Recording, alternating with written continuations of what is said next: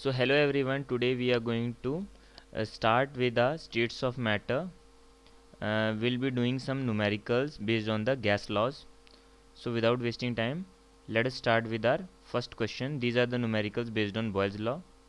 So the first question is a vessel of 120 millilitre, ठीक है, ml में दिया हुआ है यानी मिलीलीटर्स में दिया हुआ है, capacity containing a certain mass of gas, जिसमें एक सर्टेन मास ऑफ गैस हम लेकर चले हैं, जिसका टेम्परेचर है आपका 20 degree Celsius and 750 millimetre pressure, ठीक है। जो प्रेशर है वो भी हमें में दिया हुआ है। So the gas was transfer to a vessel whose volume is 180 ml, then calculate the pressure of the gas at 20 degree Celsius, ठीक है। तो कहने का मतलब है अब यहाँ पर टेम्परेचर तो कांस्टेंट रखा गया है और निकालने के लिए क्या कहा जा रहा है कि प्रेशर हमको निकालना है और दिया हुआ है वॉल्यूम। तो अब आप खुद सोचिए कि सबसे पहले तो मैं ये लिख लेता हूँ कि वॉल्यूम कितनी है। तो देखिए जो फर्स्ट मुझे वॉल्यूम दी हुई है वो तो है 120 ml, ठीक है। और इसके साथ मुझे प्रेशर जो है वो दिया गया है 750 mm, ठीक है। फिर सेकंड केस में जो मुझे वॉल्यूम दी गई है कि उसको ट्रांसफ़र किया गया वेसल, अलग वेसल में, तो दूसरी वेसल में ट्रांसफ़र जब किया तो उसकी वॉल्यूम चेंज हो गई। अब पूछा जा रहा है कि प्रेशर जो है नए वेसल में कितना होगा, जब वॉल्यूम चेंज हो जाएगी तो क्या प्रेशर चेंज होगा, अगर होगा तो कितना होगा। अब यहाँ पर फर्स्ट केस में भी टेम्परेचर वही है, सेकंड केस में भी टेम्परेचर वही है, यानी टेम्परेचर को क्या रखा जा रहा है, कांस्टेंट रखा जा रहा है। तो टेम्परेचर कांस्टेंट है 20 डिग्री सेल्सियस। तो आप लोग जानते हैं कि जब भी हम टेम्परेचर को कांस्टेंट रखते हैं तो यानी कौन सा गैस लॉ हम लगा रहे हैं, सिंस टेम्परेचर इज़ कांस्टेंट, तो यहाँ पर बॉयल्स लॉ, कौन सा गैस लॉ का यूज़ हो रहा है, गैस लॉ यहाँ पर हमारा यूज़ हो रहा है बॉयल्स लॉ। और according to the Boyle's law pressure और जो वॉल्यूम है उनका इन्वर्स का रिलेशन रहता है, ठीक है। यानी अगर वॉल्यूम को बढ़ाया जाएगा तो प्रेशर घट जाएगा, वो कितना कम होकर आएगा वही तो हमको निकालना है। तो देख लेते हैं, देखिए। तो यहाँ पर हम उस इक्वेशन का यूज़ करेंगे, आपका P1 V1 is equal to P2 V2, ठीक है। अब मुझे क्या चीज़ निकालनी है, मुझे यहाँ पर निकाल देना है P2 की वैल्यू। तो निकालते हैं, P2 कितना हो जाएगा, P2 is equal to, left side लेकर चले गए V2 को, तो P1 V1 अपॉन क्या आ गया V2। अब देखिए प्रेशर, अब देखिए ये ml में है, ये ml में है, हम इनकी यूनिट्स को नहीं चेंज करेंगे, ठीक है। अब ये मिलीमीटर में आ रहा है तो प्रेशर जो है यहाँ पर आपका गैस का, ये भी में ही आ जाएगा, ठीक है। तो P1 तो हो गया 750, ठीक है, V1 हो गया आपका 120 और V2 हो गया आपका 180। देन आपने कुछ तो यहाँ पे कटिंग की, कटिंग करके आपने आंसर निकाल लिया, ठीक है। 2 6 ज़ा 12, 2 9 ज़ा 18, 3 3 ज़ा 9, 3 2 ज़ा 6, देन 3 1 ज़ा 3, 3 2 ज़ा 6 एंड 3 5 ज़ा 15। सो 250 इंटू 2, सो दैट इज़ हो गया आपका 500, 500 millimetre. So 500 millimeter is our answer.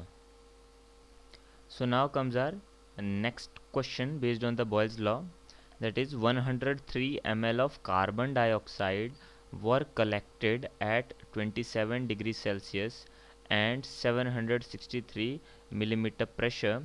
What will be its volume if the pressure changes to 721 millimeter at the same temperature, ठीक है। तो यानी यहाँ पर वॉल्यूम में चेंज निकालना है और टेम्परेचर यहाँ पर हमें सेम दिया हुआ है, कांस्टेंट दिया हुआ है, यानी ये न्यूमेरिकल भी बॉयल्स लॉ का ही है।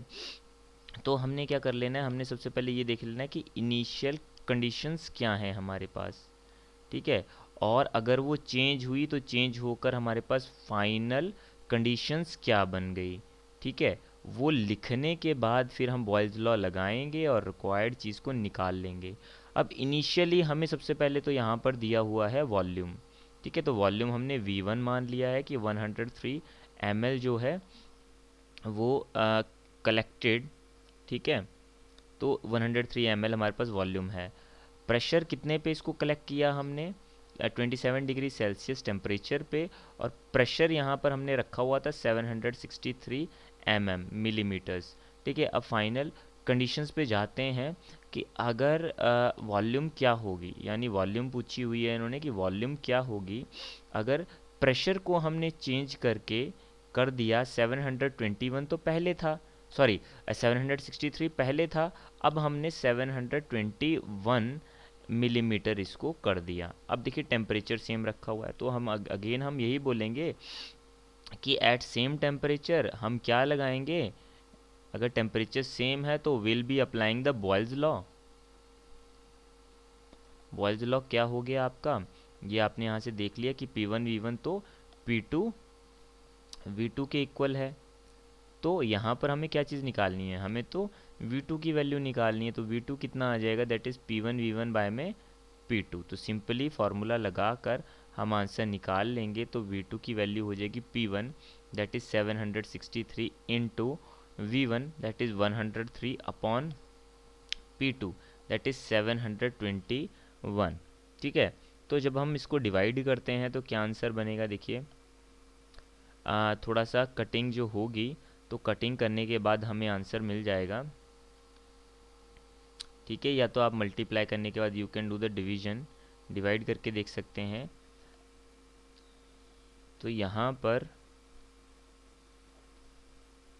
अगर मैं, देखिए 103 है ना, अगर मैं 103 को मल्टीप्लाई करता हूँ 7 के साथ तो क्या ये बन जाएगा आंसर, 7 3 ज़ा 21, 7 1 ज़ा 7, बिल्कुल बन रहा है आपका।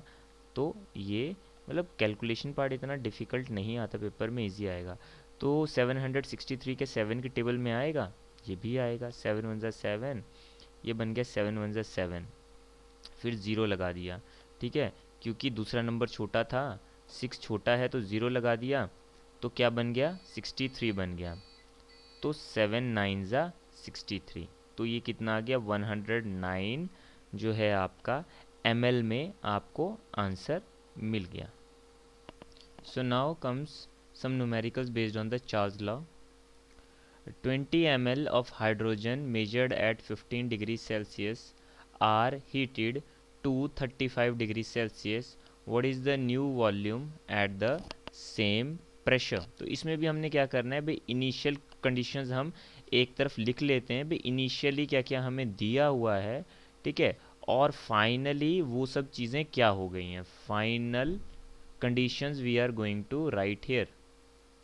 ठीक है, देख लेते हैं। जैसे अब हमें शुरुआत में क्या दिया हुआ है कि 20 ml, तो 20 ml मीन्स वॉल्यूम हमको दी हुई है, तो वॉल्यूम मैंने लिख ली V1 is equal to 20 ml। ठीक है, फिर measured at 15 degree Celsius are heated to 35 degree Celsius, यानी टेम्परेचर पहले क्या है आपका 15 डिग्री सेल्सियस। ठीक है, उसको फिर बाद में हमने हीट कर दिया, तो फाइनली हमारा टेम्परेचर हो चुका है 35 degree Celsius change in temperature. What is the new volume, तो वॉल्यूम मीन्स V2 पूछा जा रहा है if the pressure remains constant या same. So pressure is same means pressure is constant.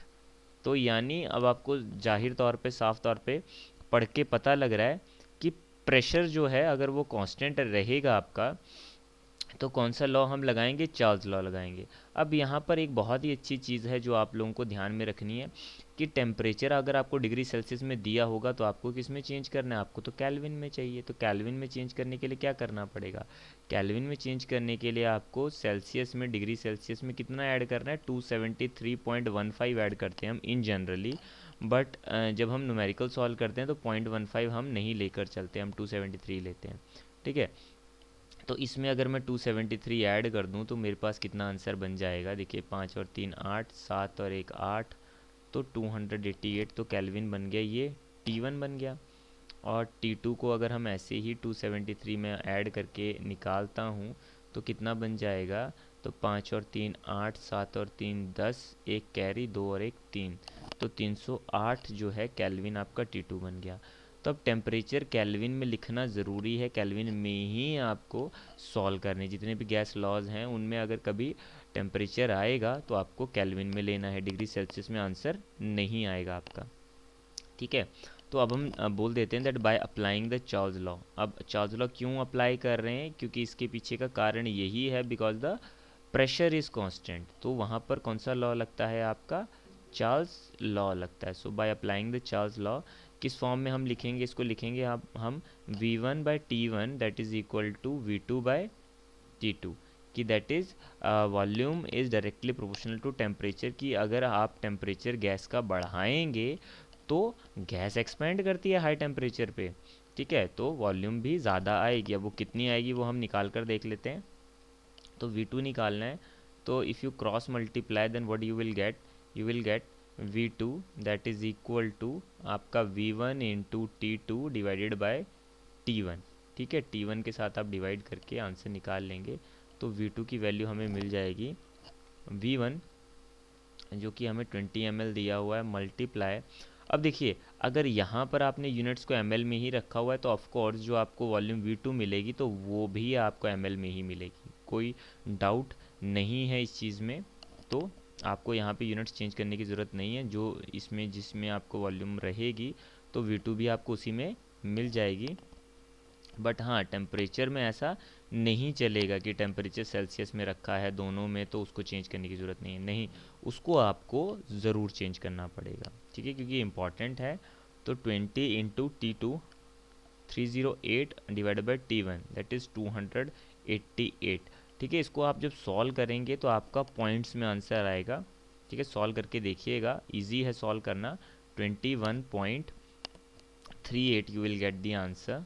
So that is this much volume will be there। किस पे, आपका 35 degree Celsius पे कितनी वॉल्यूम होगी आपकी 21.38, और at 35 degree Celsius when the pressure remains constant. So चलते हैं अब अपना नेक्स्ट क्वेश्चन की तरफ। तो at what temperature centigrade, temperature centigrade का मतलब है कि डिग्री सेल्सियस में आपको टेम्परेचर निकालना है। Will the volume of gas at 0 degree Celsius double itself, कि मतलब जो भी गैस है, गैस का जो भी वॉल्यूम है इस टेम्परेचर पे 0 डिग्री सेल्सियस पे वो अपने आप को दुगना कर लेगा। अगर प्रेशर को आप रखें कांस्टेंट तो आपको बताना है कौन से ऐसे टेम्परेचर पे जो वॉल्यूम है वो डबल हो जाएगी। तो थोड़ा सा ट्रिकी है, ट्रिकी मैं बोलूँगा कि बस थोड़ा सा आपको ये ध्यान रखना है कि डिग्री सेल्सियस में पूछा हुआ है तो पहले लेंगे तो आप केल्विन में, आंसर भी केल्विन में निकालेंगे, फिर केल्विन को बाद में डिग्री सेल्सियस में चेंज करना पड़ेगा। तो उस पार्ट में ट्रिकी है, बाकी स्टेटमेंट वाइज ये क्वेश्चन ईजी है। तो क्या आपको वॉल्यूम दी हुई है, अब दिक्कत ये कि वॉल्यूम तो दी ही नहीं हुई, हमें सिर्फ कहा है कि डबल हो जाएगी, तो आपको नहीं दी हुई तो मान लीजिए कुछ ना कुछ। तो मान लेते हैं हम दैट लेट द वॉल्यूम, किस टेम्परेचर मानते हैं, 0 डिग्री सेल्सियस पे मान लेते हैं कि let the volume of the gas at 0 degree Celsius be, 0 degree Celsius पे हमने मान लिया कि V ml मान लिया, मान लीजिए मिलीलीटर में हमने मान लिया कि V ml हमारी वॉल्यूम है। ठीक है, तो इसके अकॉर्डिंग हम क्या मान सकते हैं कि अगर वॉल्यूम मेरी V ml है, ठीक है, यानी V1 मुझे पता लग गया, तो टेम्परेचर कितना है, तो टेम्परेचर तो 0 डिग्री सेल्सियस पे है।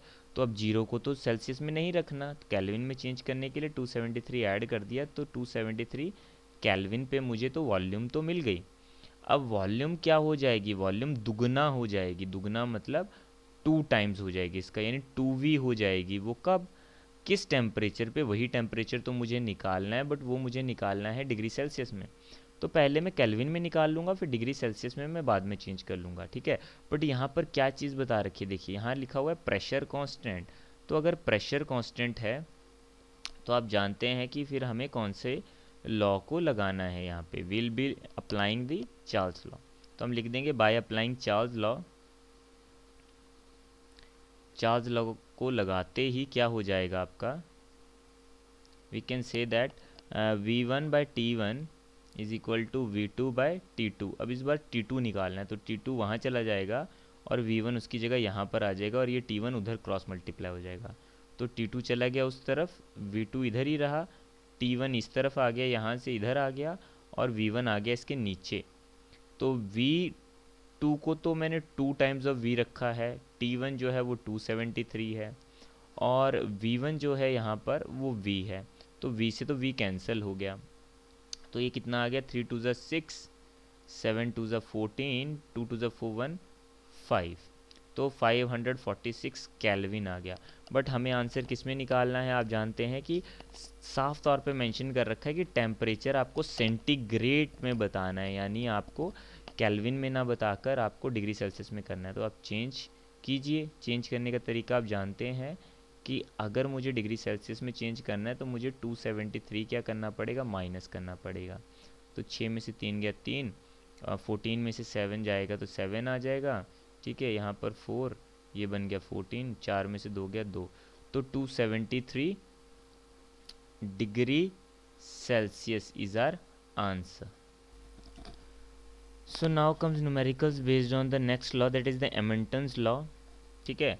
तो एमंटन्स लॉ को हम गे-लुसैक लॉ भी बोलते हैं। तो एमंटन्स लॉ पे देखिए numerical, a 10 litre container is filled with a gas to a pressure of 2 atmosphere at 0 degree Celsius. At what temperature will the pressure inside the container be 2.50 atmosphere? It means देखिए हमें क्या क्या दिया हुआ है, लिख लेते हैं पहले। Initially it is given that the volume is 10 liters. Volume हमें मिल चुकी है, that is 10 liter. A 10 liter container is filled with a gas to a pressure of, pressure जो है वो हमें दिया हुआ है 2 एटमॉस्फेरिक प्रेशर, ठीक है। एट 0 डिग्री सेल्सियस टेम्परेचर हमें दिया हुआ है 0 डिग्री सेल्सियस। तो फाइनली हमें क्या करना है, that at what temperature pressure inside will become, pressure जो है इनसाइड 2.50 बन जाएगा। It means at the same volume, it means the volume here is constant, ठीक है। यहाँ भी वॉल्यूम 10 लीटर है और फाइनली भी वॉल्यूम हमारी 10 लीटर ही रहने वाली है, ठीक है। तो वॉल्यूम हमारी सेम रहेगी। तो वॉल्यूम सेम रहने का मतलब है वॉल्यूम तो हो गई कांस्टेंट।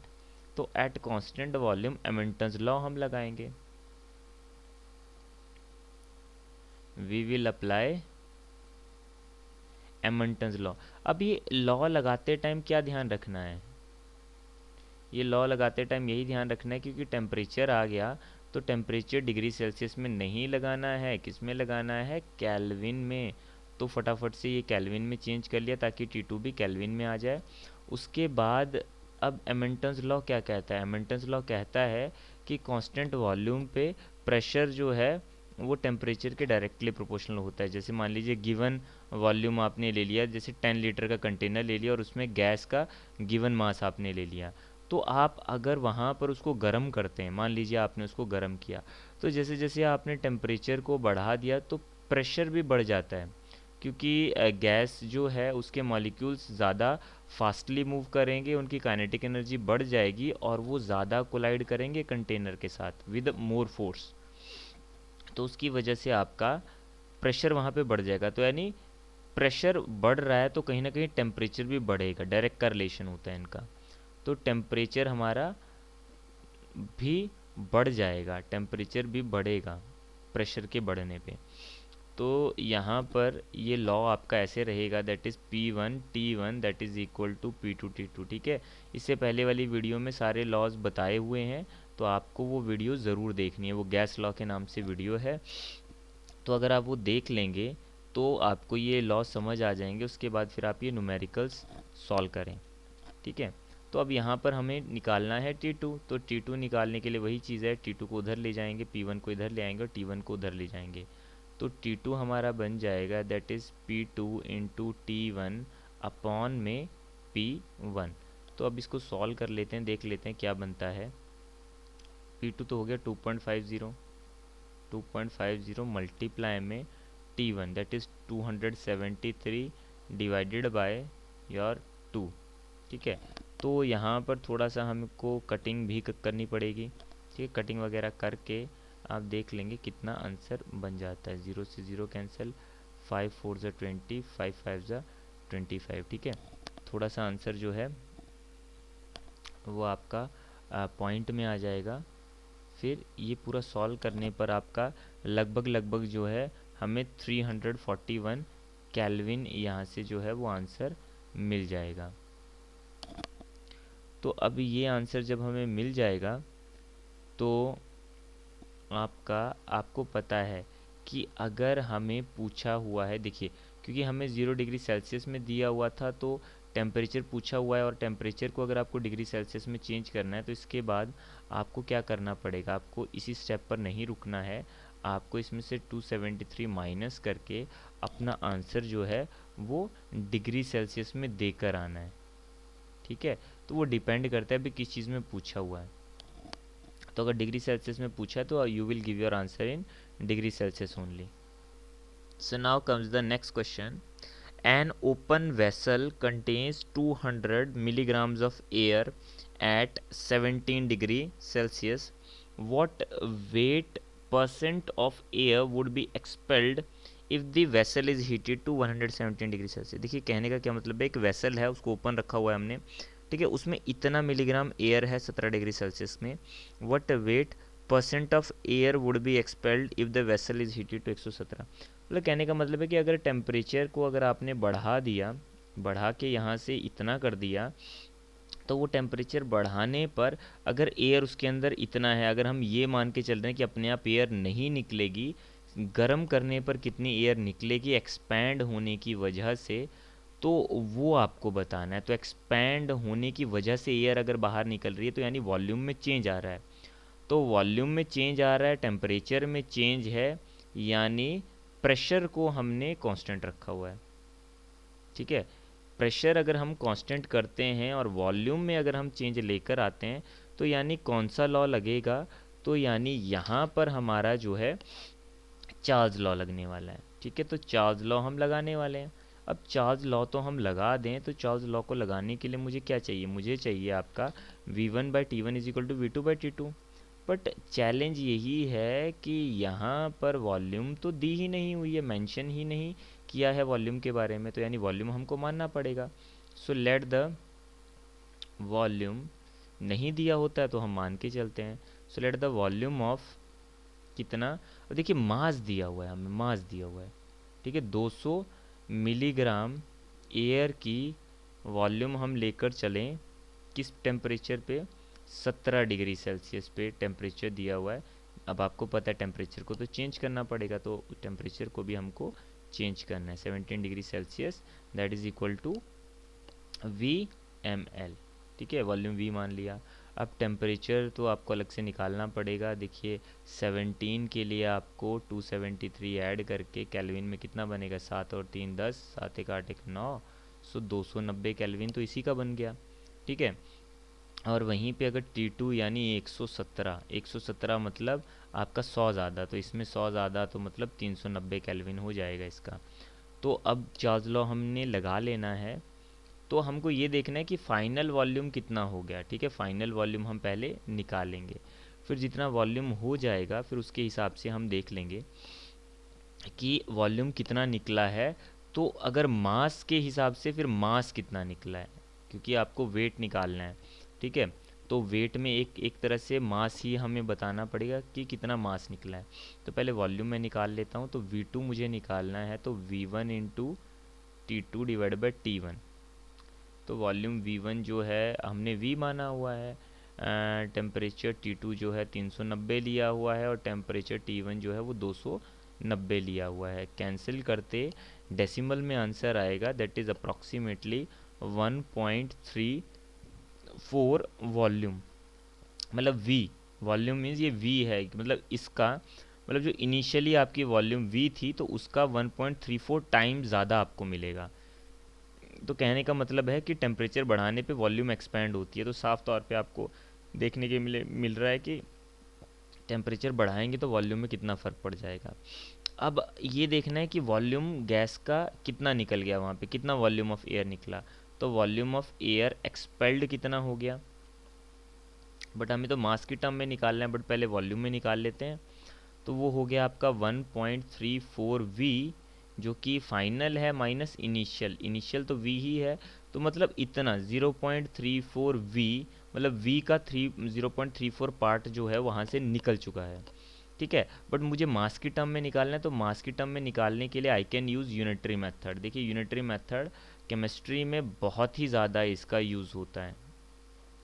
ठीक है, यूनिटरी मेथड क्या होता है, जैसे अगर आपको बताया जाए कि 4 टॉफ़ीज़ आपने खरीदी जिनका रेट है ₹8, तो एक टॉफ़ी का कितना है, या आपसे पूछ लिया जाए कि 3 टॉफ़ी का रेट कितना है, तो आपने बोल दिया कि 4 टॉफ़ी का 8 रुपये, तो एक टॉफ़ी का 8/4, ठीक है, 4 आ गया इसके डिवाइड में, तो 3 टॉफ़ी का हो जाएगा जो रेट एक टॉफ़ी का है, that is multiply by 3। So you can easily get the rate की 6 रुपये की, क्योंकि एक टॉफ़ी 2 रुपये की बन रही है, तो 3 टॉफ़ियाँ 6 रुपये की, तो ये तो कितना इजी होता है हमारे लिए निकालना, छोटी क्लास में हम सीख कर भी आते हैं। तो एक्चुअली यूनिटरी मेथड वही चीज़ है, उसी चीज़ को आपको यहाँ पर अप्लाई करना है। तो किस तरह से अप्लाई करेंगे, देखिए अब मुझे ये तो पता है कि मास जो दे रखा था मुझे 200 mg, ठीक है, 200 mg मास दे रखा है, वो कितना वॉल्यूम ऑफ एयर के लिए है।